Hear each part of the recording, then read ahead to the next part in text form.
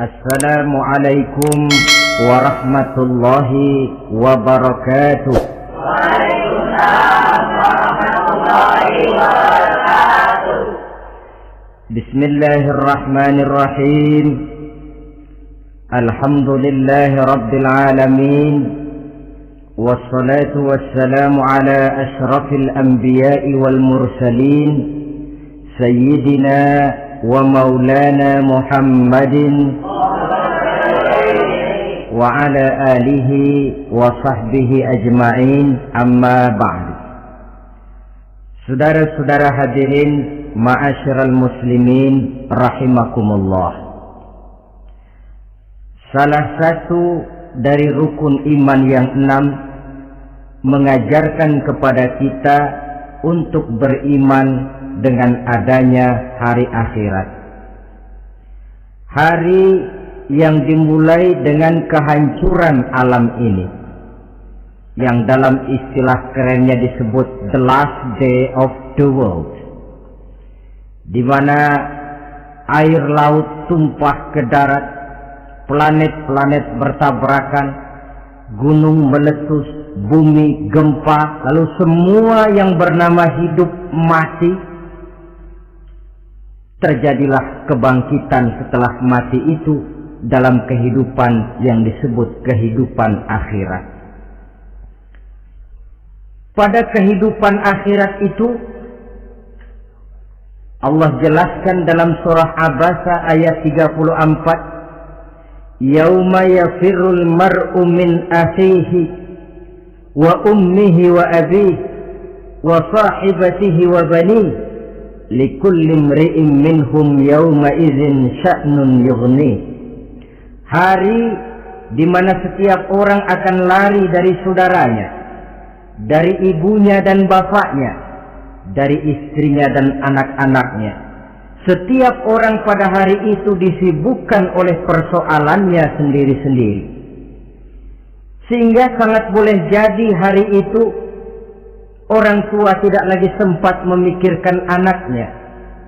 Seorang suami tidak lagi sempat memikirkan istrinya. Seorang teman pun tidak akan sempat memikirkan teman. Tiap orang sibuk dengan persoalannya sendiri-sendiri untuk mempertanggungjawabkan kegiatan hidupnya ketika di dunia ini. Dalam keadaan semacam itu, di mana orang disibukkan dengan persoalannya masing-masing, ada 7 golongan manusia yang mereka tenang-tenang saja. Orang lain bingung, mereka kalem. Orang lain kepanasan, mereka mendapat keteduhan. Siapa mereka? Inilah yang akan kita jadikan pembicaraan pada pertemuan kita kali ini. Bersumber dari sebuah hadis di mana bersabda Rasulullah sallallahu alaihi wasallam, sab'atun yuzilluhumullahu yawma la zilla illa zilluh. Ada 7 golongan manusia, kata beliau, yang di akhirat nanti akan langsung mendapat perlindungan dari Allah. Padahal hari itu tidak ada lagi perlindungan selain perlindungan Allah. Sehingga lantaran Allah langsung yang melindungi mereka, maka mereka tidak merasakan lagi kepanasan akhirat. Mereka tidak lagi merasakan kebingungan. Mereka tidak lagi disibukkan oleh persoalan, lantaran mereka langsung dilindungi oleh Allah subhanahu wa ta'ala. Siapa gerangan yang 7 orang ini? Marilah kita lihat satu persatu dengan harapan mudah-mudahan kita termasuk salah satu di dalamnya. Amin ya rabbal alamin. Manusia pertama yang langsung mendapat perlindungan dari Allah, kata Nabi, imamun adil, pemimpin yang adil. Siapa sih pemimpin itu dan apa artinya adil? Saudara hadirin, Secara umum yang dinamakan adil ialah at-tawassut bainal amraini.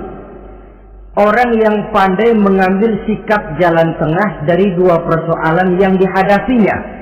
Biasanya tidak berat ke kiri, juga tidak berat ke kanan. Itu yang disebut adil. Orang yang tidak hanya sekedar bisa menuntut kewajiban dari seseorang, tapi juga bisa memberikan hak kepada orang itu juga disebut adil.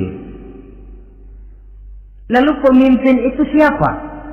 Setiap kita adalah pemimpin. Yang besar kecilnya kepemimpinan kita bergantung kepada apa yang kita pimpin. Dan sudah barang tentu bahwa setiap pemimpin akan dimintakan pertanggungan jawab dari apa yang dipimpinnya. Seorang pemimpin yang adil, dia menaungi orang-orang yang dipimpinnya dalam kehidupan di dunia ini. Pantas kalau di akhirat nanti Allah langsung menaungi mereka. Oleh karena itu, pemimpin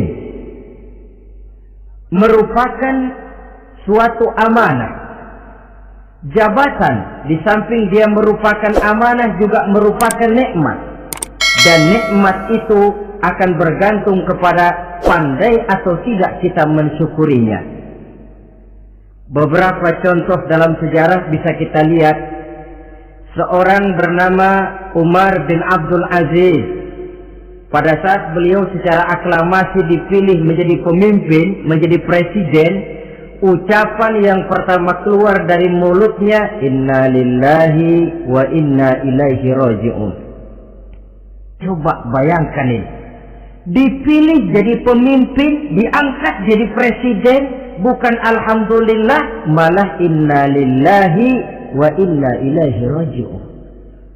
Kenapa? Dia anggap jabatan itu adalah amanah. Menyia-nyiakan amanah berarti khianat, dan khianat ini adalah dosa besar. Pantaslah kalau Allah Subhanahu wa taala memperingatkan, nikmat bisa saja berubah menjadi azab kalau kita tidak pandai mensyukurinya. La in syakartum la azidannakum wa la in kafartum inna azabi lasyadid.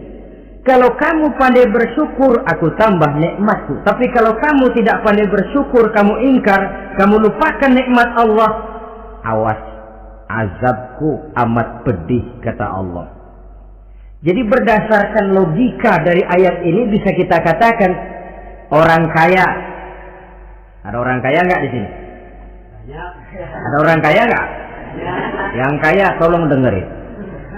Orang kaya itu bisa masuk surga karena hartanya.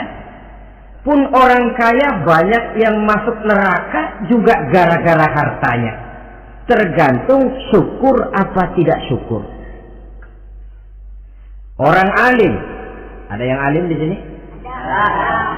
Tolong dengerin orang alim, yang ustadz, yang kiai. Orang alim bisa saja masuk surga karena ilmunya, dan orang alim pun bisa masuk neraka karena ilmunya. Pejabat, ada pejabat? Pejabat itu bisa masuk surga karena jabatannya. Pun pejabat itu bisa masuk neraka karena jabatannya, bergantung syukur apa tidak.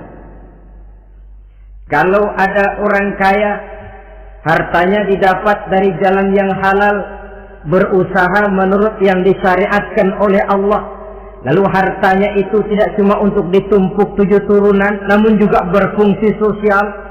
Dia bantu pembangunan masjid, dia makmurkan majelis taklim, dia santuni yatim piatu. Orang kaya macam itu dengan hartanya, insya Allah bisa sampai ke surga. Tapi kalau ada orang kaya, hartanya didapat dari segala macam cara, asal harta tercapai segala cara halal, perlu jilat atas, perlu injak bawah, perlu sikut kiri kanan. Setelah dapat harta lalu pelitnya 17 setan. Tidak mau zakat, infak, apatah lagi sedekah. Orang kaya macam itu dengan hartanya bisa masuk neraka. Na'udzubillah min. Ada orang alim, dengan ilmunya dia bimbing umat. Dia katakan yang halal itu halal, yang haram itu haram. Dia katakan yang hak itu adalah hak, yang batil adalah batil. Dia tidak peduli apapun resikonya. Orang alim semacam itu dengan ilmunya bisa sampai ke surga. Tapi kalau ada orang alim, dengan ilmunya dia malah membodoh-bodohi orang yang memang sudah bodoh. Yang halal dibilang haram, yang haram dibikin remeng-remeng. Menjadi penjilat ke sana kemari. Orang alim semacam itu bisa masuk neraka karena ilmunya. Begitu juga pejabat, pemimpin. Kalau dengan jabatannya sebagai pemimpin dia berlaku adil, menaungi rakyatnya.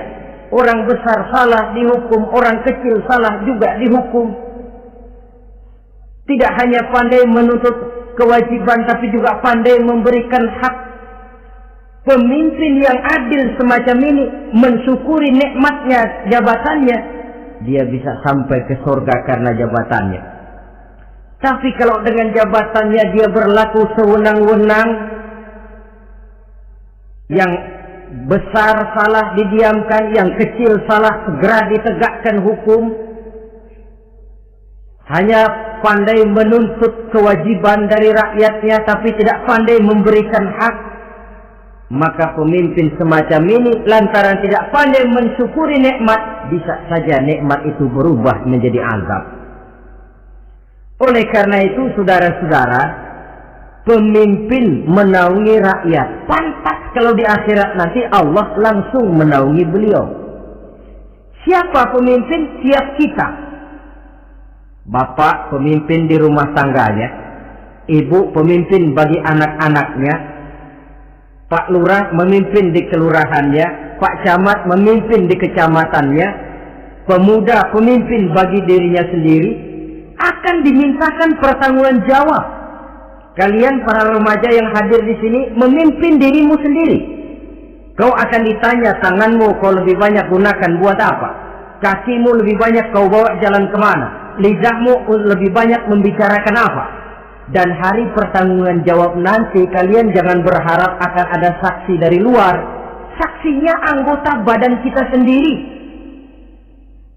Dalam surah Yasin Allah jelaskan, Al-yawma nakhtimu ala afwahihim wa tukallimuna aydihim wa tashhadu arjuluhum bima kanu yaksibun. Ada kan di surah Yasin? Ayat berapa? Pokoknya Yasin dah.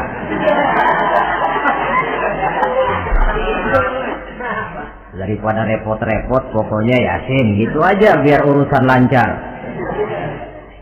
Al-yawma nakhtimu ala afwahihim. Pada hari itu kami kunci mulut mereka.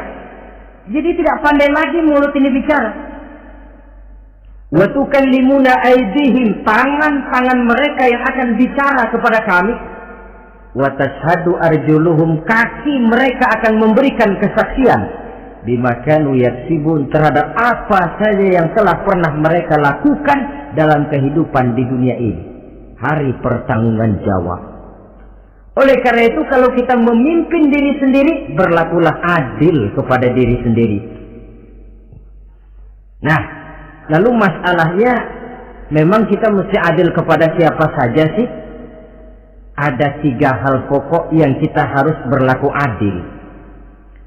Pertama, adil kepada Allah.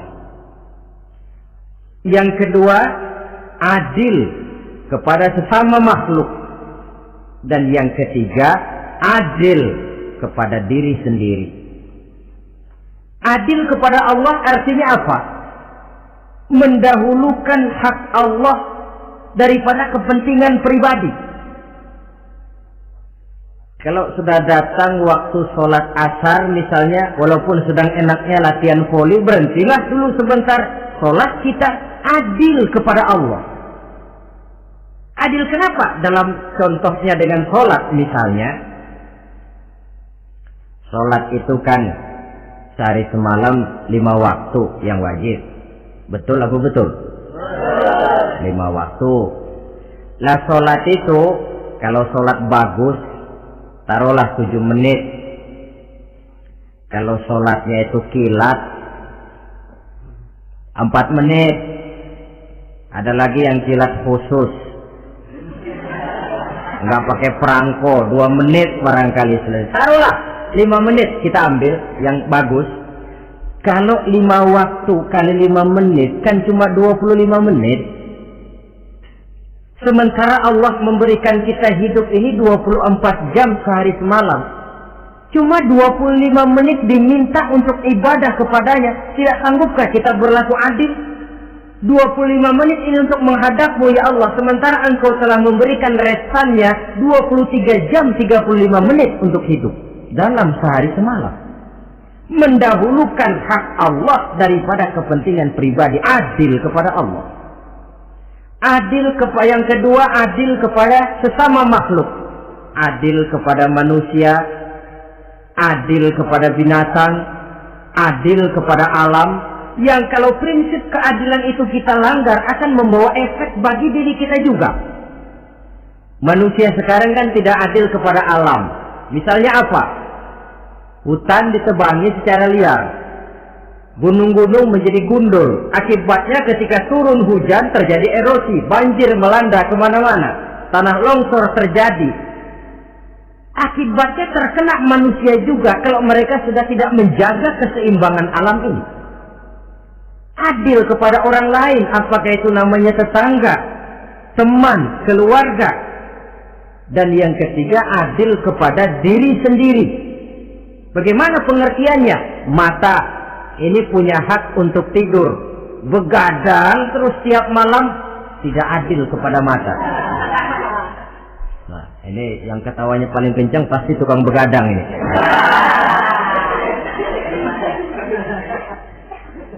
Perut ini punya hak untuk tidur, puasa saja siang malam, mengurangi hak perut. Adil kepada diri sendiri. Untuk kehidupan yang akan datang di akhirat, pasti akan kita temui. Kita yakini keberadaannya. Yang oleh karena itu, kalau kebetulan kita ini adalah pemimpin, sekurang-kurangnya pemimpin bagi diri sendiri, marilah kita berusaha menjadi pemimpin yang adil. Supaya nanti di akhirat, Allah Subhanahu wa ta'ala memberikan perlindungan langsung kepada kita. Amin ya rabbal alamin. Ini yang pertama. Lalu yang kedua, orang yang akan langsung mendapat perlindungan dari Allah, syab nasha'a fi ibadatillah. Orang muda yang tekun beribadah kepada Allah. Anak muda yang rajin ibadah. Kenapa kok Nabi bilang anak muda, bukan orang tua? Apa orang tua yang rajin ibadah Allah nggak senang? Tentu Allah senang. Cuma Allah lebih senang lagi kalau ada anak muda yang rajin ibadah. Sebab apa? Kondisi psikologis. Kalau ada orang tua rajin ibadah itu mah pantas. Emang udah waktunya. Ada orang sembayangnya rajin, masuk masjid, masuk maghrib, keluar isya, malam tahajud, tahlilnya mantap. Umurnya berapa? 70. Enggak istimewa. Itu memang sudah mestinya. Lagian kalau sudah 70 masih bandel aja, kapan mau taubat?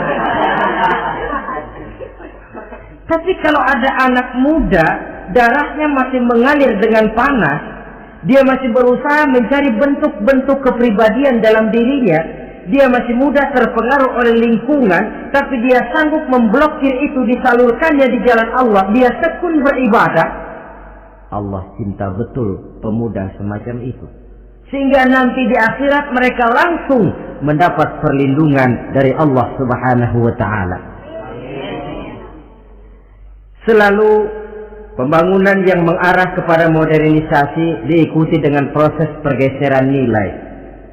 Dalam kondisi semacam ini, kehidupan remaja, pemuda yang masih mencari identitas dan pembentukan kepribadiannya mudah terpengaruh oleh hal-hal yang ada di sekelilingnya. Sehingga sangat boleh jadi apa yang dianggap orang dulu tabu, lalu dianggap biasa. Yang aneh-aneh malah dijadikan model. Yang dilarang malah nekat diterjang. Di mana norma dan kaedah-kaedah moral tidak lagi mendapat perhatian yang wajar. Dalam kondisi semacam ini terjadilah proses peluncuran moral. Dan hampir di mana-mana kehancuran suatu bangsa dimulai dengan kehancuran moral daripada generasi mudanya. Oleh karena itu pemuda yang tekun ibadah ini sangat positif dampaknya dalam kerangka pembangunan umat. Pak, ibadah itu apa sih? Kalau jadi pemuda yang tekun ibadah, apa kemana-mana mesti bawa tasbih? Mungkin. Apa mesti pakai peci terus? Boleh jadi. Apa kemana-mana mesti pakai kain sarung? Ya tidak juga. Ibadah kan artiannya luas. Segala perbuatan yang diperintah dan karenanya bertujuan mencapai ridho Allah, itu bernama ibadah. Kalian remaja berangkat menuntut ilmu, pergi pagi pulang siang, membekali diri, menuntut ilmu itu ibadah. Kalian pulang ke rumah, ibu bapak memerintah taat kepada orang tua, ibadah. Membersihkan lingkungan, ibadah. Bahkan jaga di waktu malam pun kalau untuk dengan niat bismillah, saya jaga malam ini untuk ketenangan rakyat supaya mereka tekun dan tenang melaksanakan ibadah, itu tercatat sebagai amal soleh yang bernilai ibadah. Jadi tidak cuma sekedar sujud, tidak cuma sekedar baca Quran, seluruh aspek kehidupan manusia yang diperintah Allah dan yang bertujuan mencari ridho Allah itu bernilai ibadah. Pemuda yang tekun melaksanakan ibadah kepada Allah. Apalagi terutama adik-adik remaja yang hadir pada kesempatan ini, masa muda itu masa yang paling indah memang. Sampai orang Kulon bilang, there is not the life for memorize. Ya barat itu kan Kulon. Saya lebih senang pakai orang Kulon saja. There is not the life for memorize and then the youth moment. Bahwa tidak ada masa yang lebih indah selain masa muda. Tapi masa muda yang katanya indah itu sebentar. Sebentar sekali. Kalau kita tidak pandai memanfaatkannya dengan sebaik-baiknya, boleh jadi dia akan hilang tanpa sesuatu yang ada artinya buat hari depan. Dan hari depan itu sebagian besar ditentukan oleh masa muda sekarang ini. Karena itu kepada yang muda saya berpesan, pergunakanlah masa muda itu dalam ketekunan beribadah kepada Allah. Ibadah dalam artian yang seluas-luasnya. Jangan seperti pepatah orang, kelapa muda katanya kupas-kupasin, kelapa tua tinggal batoknya. Selagi muda puas-puasin, udah tua tinggal bongkoknya. Iyalah, kalau dipuas-puasin dalam arti yang positif, boleh. Mumpung masih muda, puas-puasin nuntut ilmu. Mumpung masih muda, puas-puasin ibadah. Mumpung masih muda, puas-puasin berbakti kepada kedua orang tua. Puas-puasin dalam artian yang positif, tentu saja bagus. Tapi kalau puas-puasin dalam arti menghambur umur untuk sesuatu yang mubazir, bergadang di pinggir-pinggir jalan, lalu mulai berkenalan dengan morfin, narkotik, ganja, terperangkap oleh budaya-budaya modern yang menyesatkan, terpancing oleh model-model baru yang kelihatannya menarik tapi sebenarnya tidak bermanfaat, insaf pada akhirnya akan mendatangkan penyesalan kepada kita saja. Coba, belakangan ini saya dengar di Jakarta akan ada satu festival yang disebut Festival Ngekeng.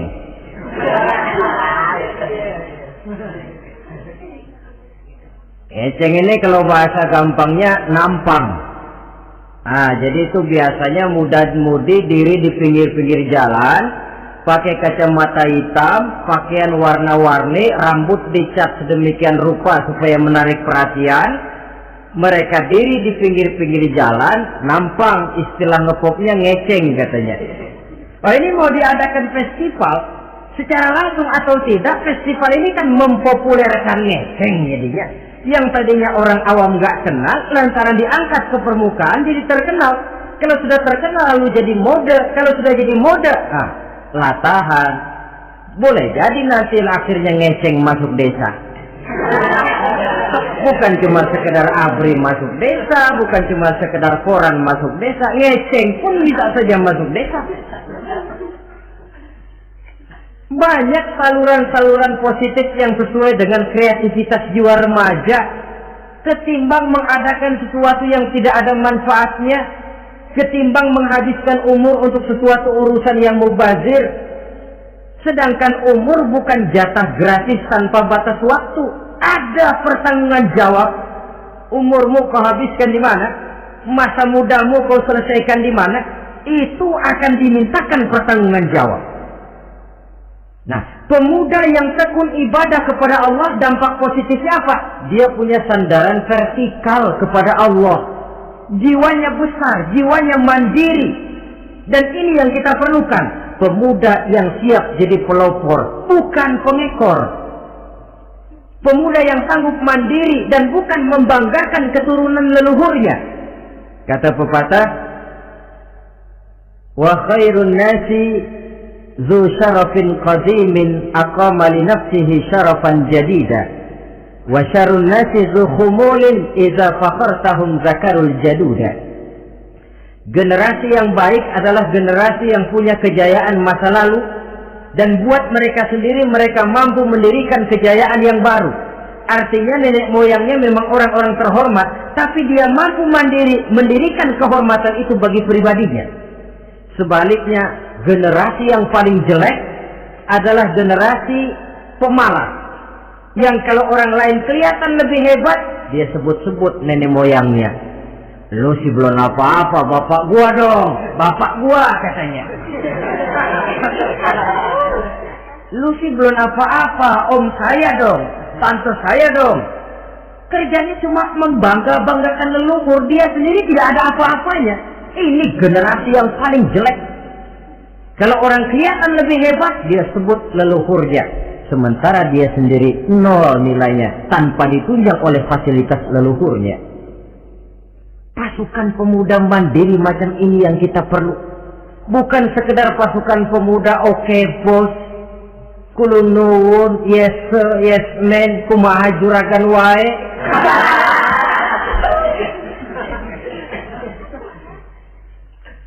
Dan terus terang kita miskin dengan pemuda yang mandiri, yang punya kepribadian, yang berani berkata ya terhadap yang benar dan berani berkata tidak terhadap yang tidak benar.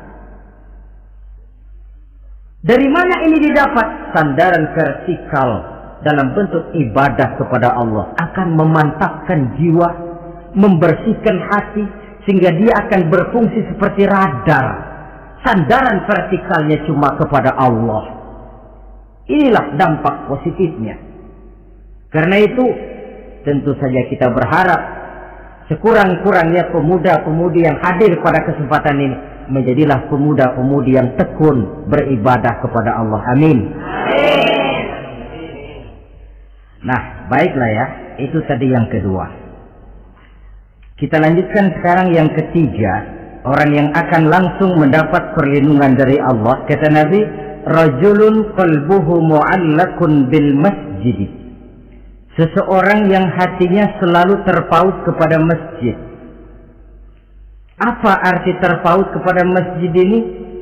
Apa orang yang gak pernah keluar-keluar dari masjid? Tentu saja bukan. Apa gunanya di dalam masjid terus kalau kerjanya cuma tidur doang? Maksud terpaut kepada masjid ini, hatinya selalu berpikir bagaimana memakmurkan masjid. Jasadnya boleh saja ada di kantor, boleh saja ada di pasar, boleh ada di sawah, boleh ada di ladang, tetapi hasil daripada usahanya dia lalu berpikir bagaimana memakmurkan masjid. Sebab apa? Masjid merupakan center of activity, pusat daripada kegiatan umat. Kalau kita lihat fungsi masjid di zaman Rasul, Di masjid beliau berdakwah, di masjid beliau mengatur negara, di masjid beliau mengadakan perundingan, di masjid beliau bermusyawarah dengan para sahabat. Pusat daripada kegiatan umat. Dan memakmurkan masjid ini dasarnya tidak lain karena iman kepada Allah. Prinsipnya bagaimana kita menghidupkan masjid dan bukan mencari hidup di masjid. Kalau sudah prinsipnya dibalik, bukan menghidupkan masjid tetapi mencari hidup di masjid, saya khawatir masjid akan ambruk. Nyatanya kadang-kadang masjid kita ini fungsinya belum maksimal. Kadang-kadang ada kok masjid yang bukanya cuma seminggu sekali. Jumat pagi jam 9 masjid buka, Jumat jam 2 tutup, buka-buka lagi Jumat depan. Seminggu sekali. Kelemahan lainnya manajemen masjid, terus terang sajalah kita bicara. Kadang-kadang pengelolaannya ketua masjid bapaknya, khatib mantunya, sekretaris ponakannya, imam Bilal cucunya. Gak ada orang lainnya. Ya kalau bagus kepengurusannya tidak apalah.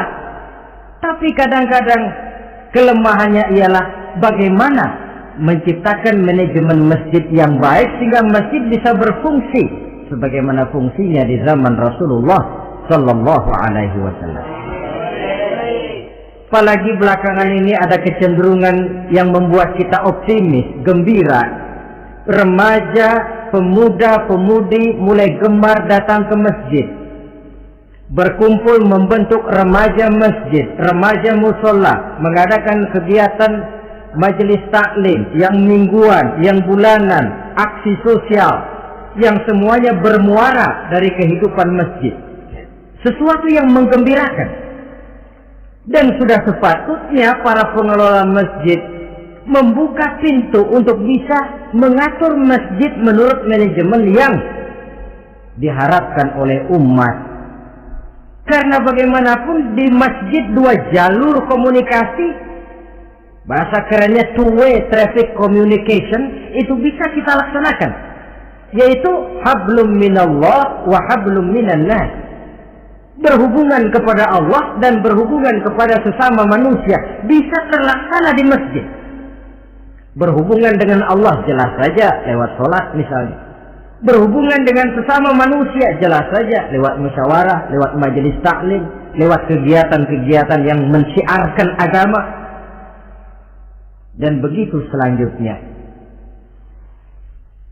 Saudara hadirin yang saya hormati, memakmurkan masjid sebagai rumah Allah. Sebab dalam hadis kursi Allah katakan, inna buyuti fil ardi al masajid wa inna zuwari fiha ummaruha. Rumahku di permukaan bumi adalah masjid-masjid, kata Allah. Dan orang-orang yang memakmurkan masjid, orang yang datang ke masjid adalah tetamuku. Kalau Allah memerintahkan kita menghormati tamu, tentu Allah lebih tahu bagaimana menghormati tamunya sendiri. Allah mengajarkan kita, hormatilah tamumu. Sekarang kita yang menjadi tamunya Allah dengan datang ke masjid, dengan memakmurkan masjid, Allah lebih tahu menghormati tamunya. Ini yang ketiga. Yang keempat, hadirin, orang yang langsung mendapat perlindungan dari Allah itu rajulani tahabba fillahi ijtama'a alaihi wa tafarraqa alaihi. Dua orang yang menjalin persaudaraan, yang bertemu dan berpisah karena Allah, bersaudara karena Allah, bukan karena orang punya pangkat tinggi lalu kita temani, bukan karena orang kaya lalu kita dekati, tetapi karena Allah. Kau di jalan Allah, mari kau saudara saya. Kau keluar dari jalan Allah, maaf sajalah, bawalah dirimu sendiri, saya akan membawa diri saya. Lebih baik sendiri daripada berteman jahat. Berdua memang lebih baik daripada sendiri, tapi sendiri lebih baik daripada berteman jahat. Maksudnya apa ini? Sederhana dalam benci, sederhana dalam cinta. Ukurannya Allah. Al-Quran mengisyaratkan wa asa an tuhibbu syai'an wa huwa syarrul lakum wa asa an takrahu syai'an wa huwa khairul lakum. Sangat boleh jadi, kata Allah, kamu menyenangi sesuatu padahal akibatnya tidak baik bagi kamu. Dan sangat boleh jadi kamu membenci sesuatu padahal akibatnya baik bagi kamu. Nah, mari kita lihat. Kalau orang bersaudara cuma karena temannya itu punya pangkat tinggi, saya yakin kalau temannya pensiun, persaudaraannya akan selesai sampai di situ. Kalau kita mencari teman cuma karena dia kaya, suatu saat dia jatuh bangkrut, jatuh miskin, persaudaraan akan selesai sampai di situ. Tapi kalau karena Allah yang bisa memisahkan kita apabila orang sudah keluar dari jalur yang diridhoi oleh Allah Subhanahu wa Ta'ala. Oleh karena itu, kepada semua hadirin, mari menjalin persaudaraan dalam bentuk ideal yang diajarkan oleh Islam, nilai persaudaraan yang diikat oleh akidah. Kalaupun harus benci, bencilah sederhana, tidak habis-habisan ngebenci orang. Kalaupun harus cinta, cintalah sederhana. Boleh jadi yang hari ini kita benci bukan main, besok kita senangi. Mungkin yang hari ini kita cintai mati-matian, besok sudah berubah menjadi yang kita benci. Sederhana saja, tidak usah berlebih-lebihan.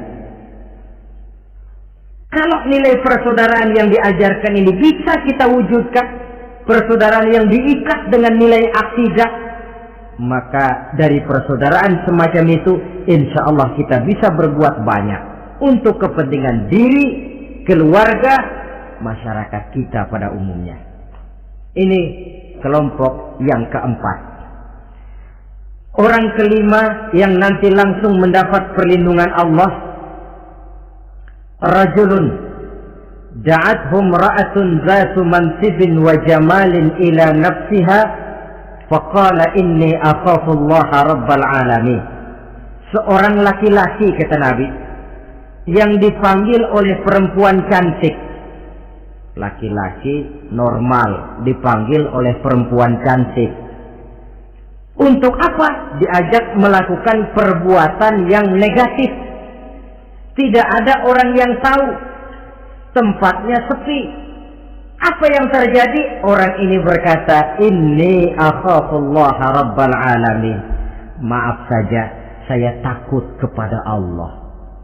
Orang yang bermoral nanti di akhirat langsung dilindungi oleh Allah. Tidak mudah jatuh oleh bujuk rayu. Tidak mudah terpesona oleh wajah-wajah yang menggiurkan. Seperti dalam sejarah yang terkenal itu Nabi Yusuf alaihi salam. Kenal kan Nabi Yusuf? Nabi Yusuf itu bekerja di istana Kitfir. Kitfir ini punya istri namanya Zulaikha, orangnya cantik. Diam-diam Zulaikha ini rupanya naksir sama Yusuf. Satu hari suaminya tidak ada di rumah, pintu dikunci-kunciin. Setelah pintu semua terkunci, dia panggil Nabi Yusuf, "Hai salah, Yusuf, sini." Kata Yusuf, "Mau ngapain?" "Pokoknya sini." "Iya, mau ngapain?" "Iya, kayak orang-orang, ngapain sih?"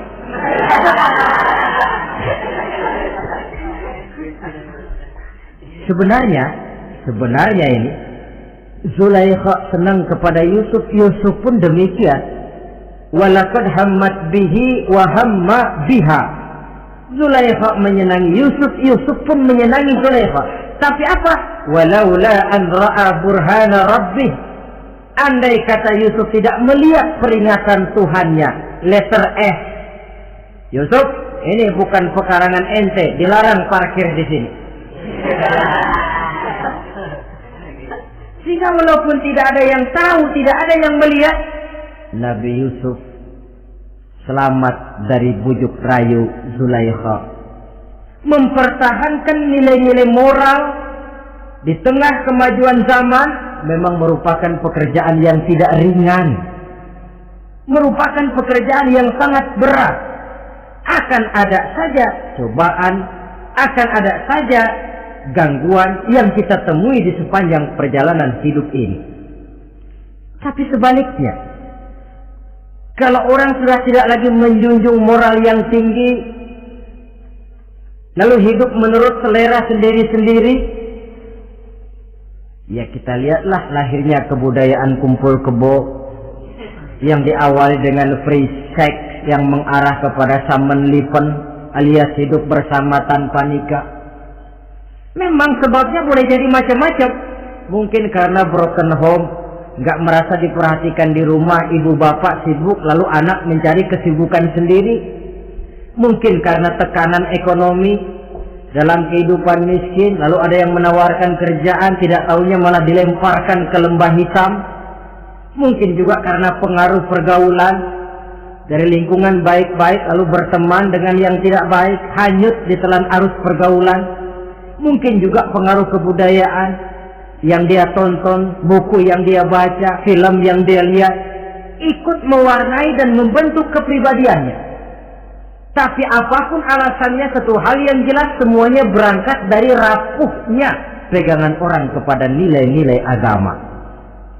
Sebab sumber nilai moral yang tertinggi tidak lain agama adanya. Intinya apa? Intinya tidak lain, orang yang beragama itu meyakini bahwa kemanapun dia pergi, dimanapun dia berada, Allah selalu melihat yang dia lakukan.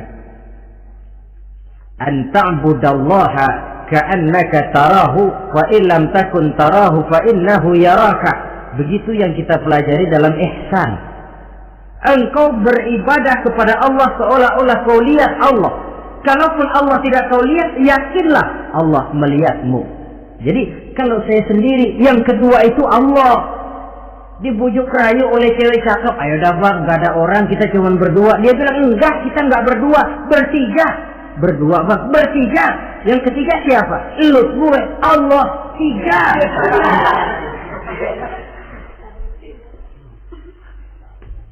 Di kantor mau korupsi dia kasak kusuk, gerasak gerusuk cari apa yang seharusnya menjadi hak orang lain. Tidak ada yang lihat, tapi dia tidak sendiri. Saya berdua. Yang kedua, Allah. Merasakan kehadiran Allah dekat dalam hidup. Nilai moral semacam ini menyelamatkan masyarakat. Pantas kalau orang semacam ini di akhirat nanti langsung mendapat perlindungan dari Allah Subhanahu wa ta'ala.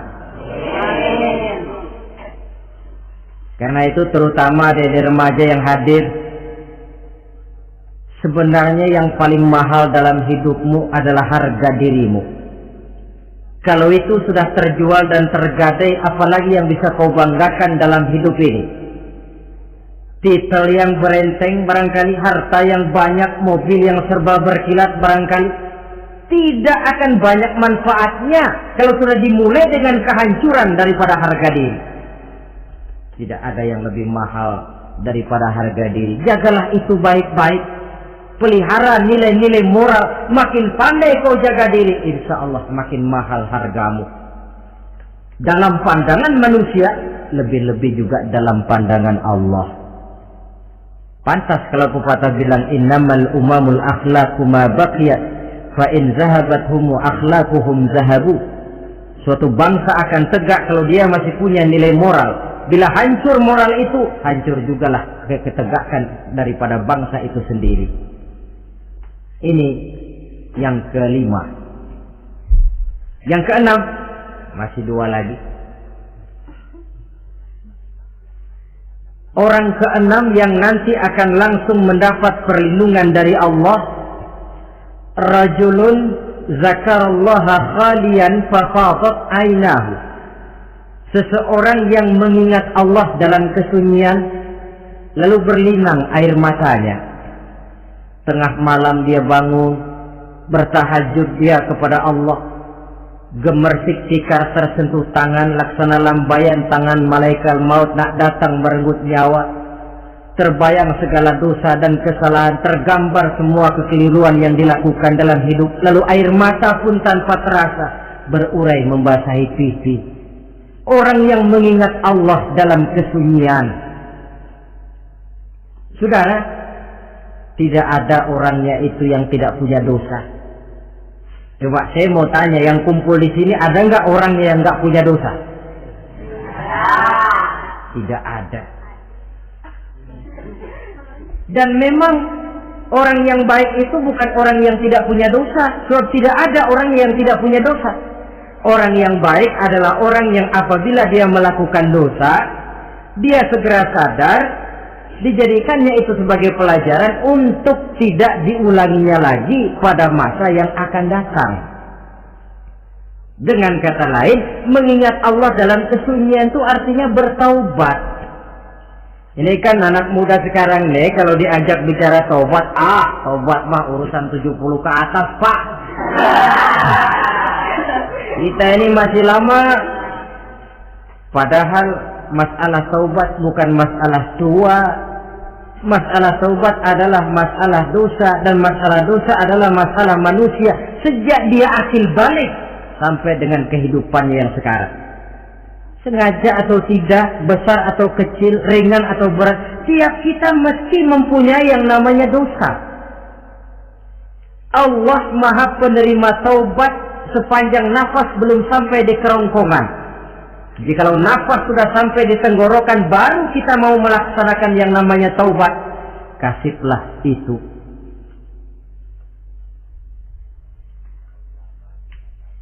Para ulama mengatakan, la saghair ma'al istimrar, wala kabair ma'al istighfar. Tidak ada dosa kecil kalau ditumpuk terus, dan tidak ada dosa besar kalau diikuti dengan istighfar, permohonan ampun kepada Allah. Jadi jangan menganggap, ini dosa kecil, ini dosa kecil, ditumpuk-tumpuk, lah jadi gede juga. Tidak ada dosa yang kecil kalau dikerjakan terus-menerus, dan tidak ada dosa yang besar kalau diiringi dengan istighfar. Dalam kehidupan ini, apabila dosa sudah bertumpuk, maksiat merajalela, munkarat menjadi jadi, Allah tidak akan segan-segan menurunkan azab. Azabnya itu bisa dalam bentuk bencana alam, banjir namanya, kebakaran merajalela namanya, gempa bumi namanya, bendungan pecah namanya, reaktor atom bocor namanya. Namanya boleh jadi macam-macam. Sebab apa? Al-Quran memberikan jaminan, wa ma kana Allahu liyu'adzibahum wa hum yastaghfirun. Allah tidak akan menurunkan azab selama di tengah masyarakat manusia masih banyak orang yang istighfar kepada Allah. Jadi hakikatnya kita ini berhutang jasa kepada orang yang rajin sujud, rajin mohon ampun kepada Allah. Lantaran mereka barangkali azab tidak diturunkan oleh Allah kalau melihat banyaknya sedang munkarat dan maksiat. Mengingat Allah dalam kesunyian, tengah malam, waktu yang mustajabah, terutama sepertiga malam yang akhir, situasinya lain. Nggak percaya boleh coba, nyoba kan nggak bayar. Coba kalian bangun tengah malam, tahajud, kalian akan menemukan satu suasana yang lain daripada misalnya kalau kalian sembahyang zuhur tengah hari, panas terik di tengah banyak orang. Hati bergetar. Segala kekeliruan yang pernah kita kerjakan lalu terbayang, dan air mata tanpa terasa, tanpa diundang bahkan berurai membasahi pipi. Ya Allah, alangkah nikmatnya suasana macam itu. Menciptakan perasaan dekat dengan Allah, terwujud kedamaian batin. Dan ini yang banyak dicari orang sekarang, yang kadang-kadang karena terlalu ingin mencari kedamaian lalu keliru jalan. Yang bertapa di gua-gua katanya nyepi dari kehidupan manusia, memencilkan diri dengan cara-cara yang mereka atur sendiri. Tidak macam itu. Quran punya resep. Ala inna bi dzikrillahi tatmainnul qulub. Ketahuilah, dengan banyak mengingat Allah, hati menjadi tenang, jiwa menjadi lapang, pikiran menjadi damai. Ini resep Islam untuk mencapai ketenangan jiwa. Mengingat Allah dalam kesunyian. Saudara hadirin yang saya hormati, ini aspek daripada ibadah. Jadi dengan kata lain, masalah Mengingat Allah dalam kesunyian, mengingat dosa, bukan urusan orang tua, tapi masalah manusia. Siapapun adanya, sejak dia akil balik, mesti entah kecil besar, entah sedikit entah banyak, ada kesalahan yang dilakukannya. Karena itu, kalau kita masih diberikan kesempatan untuk hidup, artinya Allah masih memberikan kesempatan kepada kita untuk memperbaiki diri. Nanti kalau sudah sangka kalah ditiup, alam hancur seperti yang saya jelaskan di awal tadi, sudah tidak sempat lagi, yang tinggal menyesal. Ada yang meratap lalu berkata, ya laitani kuntu turaba, dalam Quran. Aduh, andai kata kita bisa balik jadi tanah aja dah dulunya, jangan jadi orang. Kalau dulu kita tetap jadi tanah mah nggak tanggung jawab apa-apa. Dijadiin orang sekarang mesti tanggung jawab, bagaimana ini? Bingung. Ada yang berkata, ma aghna anni maliya halka anni sultaniyah. Ternyata harta yang saya bangga-banggakan tidak bawa manfaat hari ini. Ternyata jabatan yang pernah saya duduki malah merusak saya hari ini. Tinggal lagi penyesalan karena kelalaian memanfaatkan waktu hidup dalam kehidupan di dunia ini. Karena itu pandai-pandailah membagi orientasi. Ada saatnya kita sibuk tenggelam dalam berbagai urusan dunia, lain saat tenggelam dalam kefanaan dan kesunyian, membekali diri untuk kehidupan akhirat nanti. Sebentar meninggalkan dunia, rekes kepada Allah, mi'raj, naik menghadap Allah, supaya terwujud keseimbangan untuk mencapai fid dunya hasanah wa fil akhirati, kebahagiaan dan kebaikan di dunia maupun di akhirat nanti. Inilah golongan yang keenam, orang yang langsung mendapat perlindungan Allah, yang mengingat Allah dalam kesunyian. Yang ketujuh, yang terakhir, orang yang langsung mendapat perlindungan dari Allah di akhirat nanti, rajulun tasaddaqa bi sadaqatin fa akhfaha hatta la ta'lama shimaluhu ma tunfiqu yaminuhu. Seseorang yang bersedekah, lalu dia ikhlas dengan sedekahnya sehingga tangan kirinya tidak tahu apa yang diberikan oleh tangan kanannya. Orang yang pemurah, orang yang menyadari bahwa apapun yang dia punya dalam hidup ini cuma sekedar titipan. Fungsinya lalu seperti keran, menyimpan air tapi untuk disalurkan lagi kepada orang yang memang memerlukannya. Alangkah nikmatnya kalau Allah memberikan kepercayaan kepada kita untuk menjadi penyalur, distributor rezeki. Kalau kita ingat kemari, berpikir ke sini, kita tidak akan sayang lagi. Enak saja yang peras keringat banting tulang cari rezeki saya, sampean datang-datang mau minta. Lah, mungkin rezeki dia tapi lewat tangan kita. Satu kehormatan dari Allah kalau kita dijadikan seperti keran, menyimpan air tapi tidak untuk dirinya sendiri, disalurkannya kepada orang-orang yang memang memerlukannya. Tidak ada orang jatuh bangkrut lantaran bersikap pemurah, dan tidak ada orang jadi kaya raya lantaran dia bakhil atau pelit bin kikir alias medit.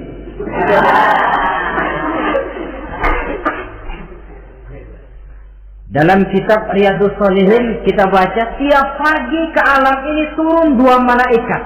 Cuma kita nggak tahu. Dua-duanya berdoa, yang sebelah kanan berdoa, yang sebelah kiri berdoa. Kata yang sebelah kanan doanya tiap pagi ini. Kata yang malaikat yang satu dia berdoa, Allahumma a'ti munfiqan khalafa. Ya Allah, kepada orang-orang yang suka infak, kepada orang-orang yang suka memberi, kepada orang-orang yang pemurah, gantilah mereka dengan yang lebih baik dari apa yang telah mereka berikan. Lalu malaikat yang satu berdoa, Allahumma a'ti mumsikan talafa. Ya Allah, kepada orang-orang yang mumsik, bakhil, kikir, berilah mereka kerusakan dan kebinasaan di dalam harta mereka. Maka lihat sajalah, orang kaya tapi pelit, ada saja jalan yang kira-kira duitnya bakalan jadi keluar. dan nggak ada pahalanya. Apa kena musibah lalu berobat sekian juta, apa kemalingan, apa ditipu orang, ada saja cara duitnya keluar yang nggak ada pahalanya. Inilah prinsipnya. Allah mencintai orang pemurah. Dalam hadis qudsi, uhibbu ahlas sakha wa hubbi lil faqir sakhi asad. Aku cinta kepada orang yang pemurah, tapi aku lebih cinta kepada orang miskin yang pemurah. Orang kaya pemurah Allah cinta, orang miskin pemurah Allah lebih cinta. Kenapa? Nilainya lain. Orang kaya sedekah 500, orang miskin sedekah 500, sama 500 ya, tapi saya yakin pahalanya lebih besar buat si miskin. Kenapa? Buat orang kaya 500 apa artinya? Sekelebatan. Buat si miskin 500 dia mesti peras keringat banting tulang, tapi dia berani memberi seperti beraninya orang kaya. Nilai ini yang dilihat oleh Allah.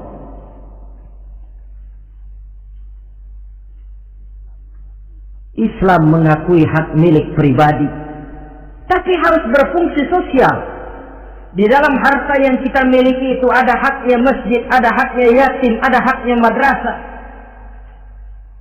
Dan Allah Subhanahu wa ta'ala bisa, saya katakan di awal tadi, merubah nikmat menjadi azab kalau kita tidak pandai mensyukurinya. Bersyukur kalau diberikan harta artinya mempergunakan harta itu sesuai dengan kehendak yang memberinya. Allah memberikan harta kepada kita. Apa yang Allah kehendaki? Supaya harta itu berfungsi sosial. Milik pribadi silakan, tapi berfungsi sosial dalam kehidupan. Kita terus terang saja, umat Islam ini bukan tidak punya potensi, tapi tidak pandai menginventarisir potensi. Apa tidak ada orang Islam yang kaya? Banyak. Yang belum banyak yang mau berbuat atas nama dan untuk kepentingan agamanya. Kalau buat pribadinya berani bukan main. Itulah yang sering diungkapkan orang, pembangunan pesantren terlunta, asrama yatim piatu tidak terurus. Ada orang membangun masjid, meletakkan batu pertama sekaligus jadi batu terakhir. Setelah itu la yamutu wa la yahya, mau dibilang hidup tidak kelihatan geraknya, mau dibilang mati pun tidak ketahuan kuburannya. Kurangnya kesadaran akan arti amanah dan titipan dari Allah. Lahirlah Korun abad 20. Kalian tahu sejarah Korun?